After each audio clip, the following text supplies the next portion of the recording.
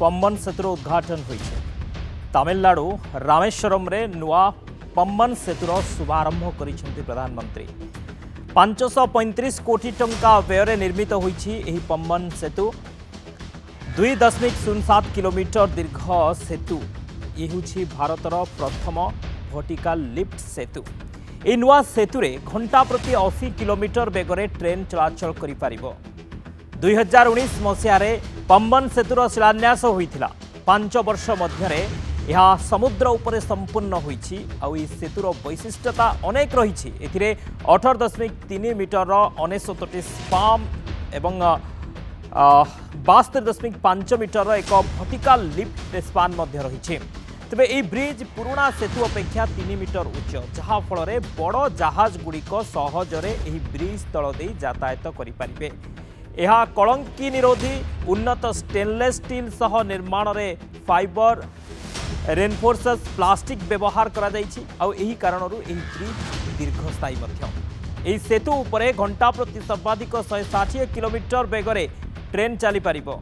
जहाज को चलाचल पाई मझिरु मात्र 5 मिनिट खोला जाई पारिबो, एहाकू 3 मिनिट रे बंद करा जाई पारिबो। तेबे ए सेतुर वैशिष्ट्य अनेक रही। एशियार प्रथम भूलंब लिफ्ट समुद्र सेतु मंडपम रु रामेश्वरम पर्यंत यह निर्मित।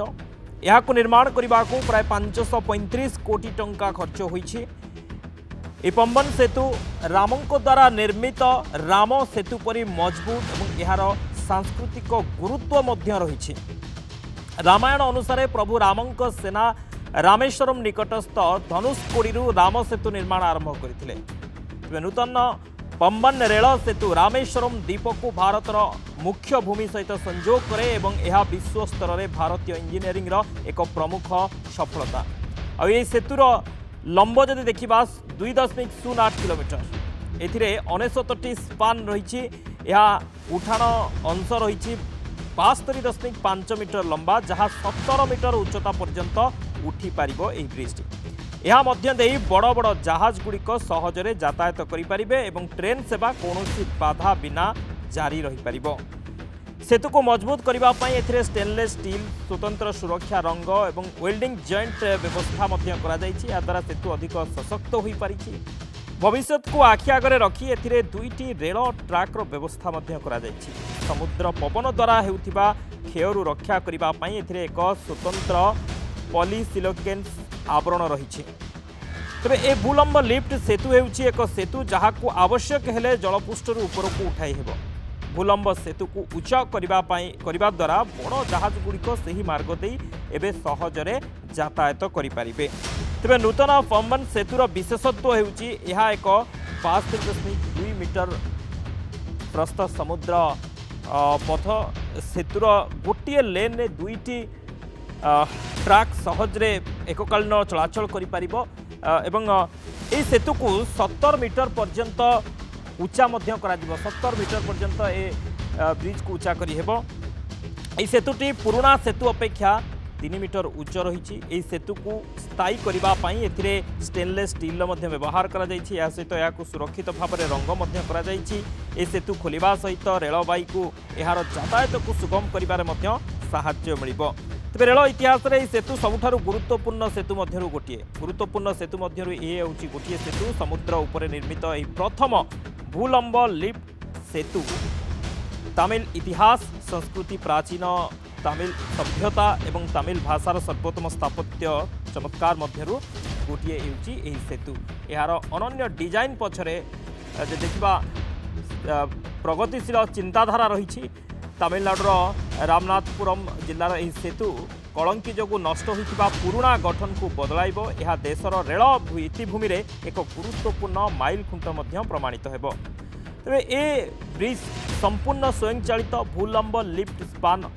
यार अर्थ हेउछि स्पान को मानुआली उठाइबार आवश्यकता नाही, ये ऑटोमेटिक उठिबो।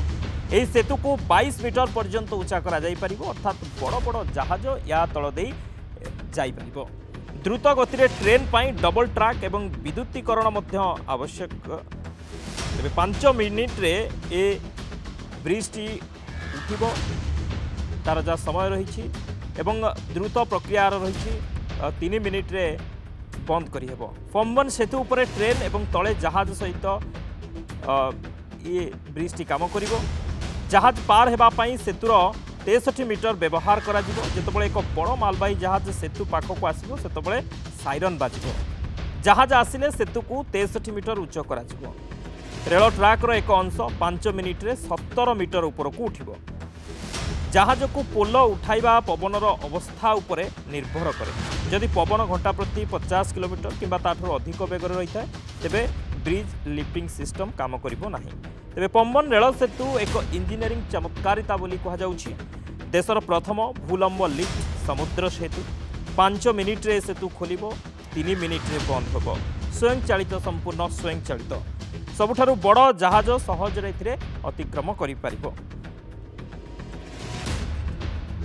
तो ये ब्रिज आज शुभारंभ हो ब्रिज को शुभ उद्घाटन करिसेंती प्रधानमंत्री एवं देश उद्देश्य रे समर्पित करिसेंती। प्रतिक्रिया रही Pamban Bridge is an engineering marvel. It's the first vertical sea bridge in our country. It brings the world's best technology to Tamil Nadu. Pamban Bridge is also a pearl of Tamil culture, Muttu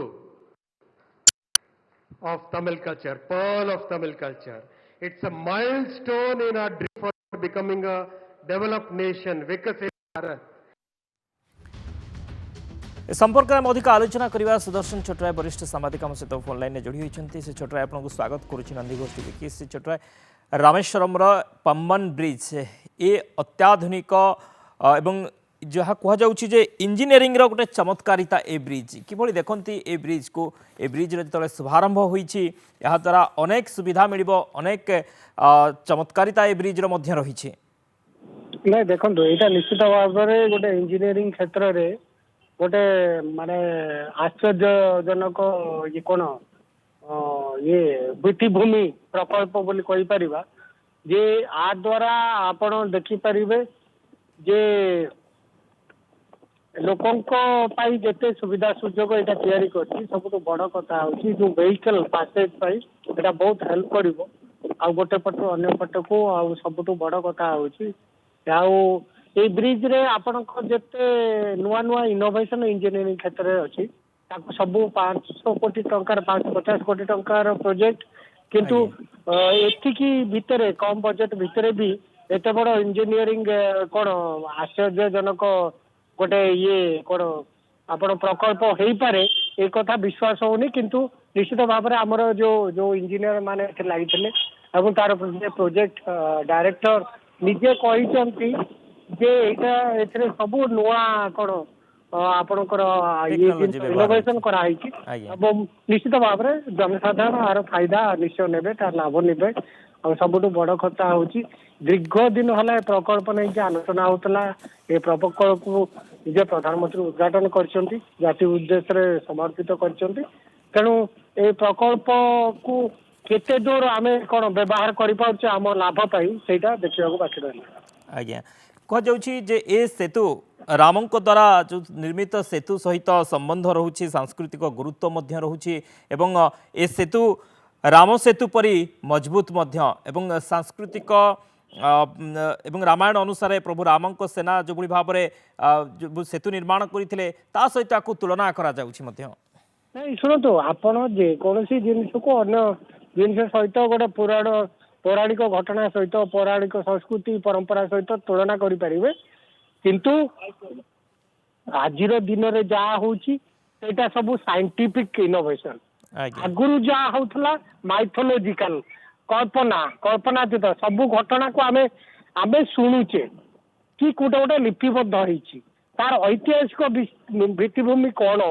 ताकू आपण इन्फरेन्स ड्र करिया पड़ो ताकू प्रमाणित करिया पड़ो तेणु पुराणा घटना को लोकों को मानस पटरे गोटे घटना को रखिया कहुपे कथापाई ठीक अच्छी किंतु समय घटना ये समय घटना को आपण तुलना करें सीटा गोटे जुग यहाँ गोटे जुग तेणु ये जुगर सब साइंटिफिक टेम्परामेंट साइंटिफिक बिलीफ आउ साइंटिफिक इनोवेशन उपर लोक विश्वास करती लोक आखि आगे जहाँ देखती ताकू विश्वास करती आज्ञा गोटे कल्पनातीत घटना बा गोटे परंपरा इतिहास को आपण केते दूर ताकू रिलेट करि परिबे सेटा निश्चित भाव में माने एटा एतरे कोनोसी इन्फरेंस ड्रॉ करा जाई परिबो ना कोन गोटे आपण शेष कथा कहि परिबे आज्ञा सर बहुत बहुत धन्यवाद सर आलोचना पे सुदर्शन छोटराय वरिष्ठ सांबादिक आम संपर्क अधिक आलोचना करते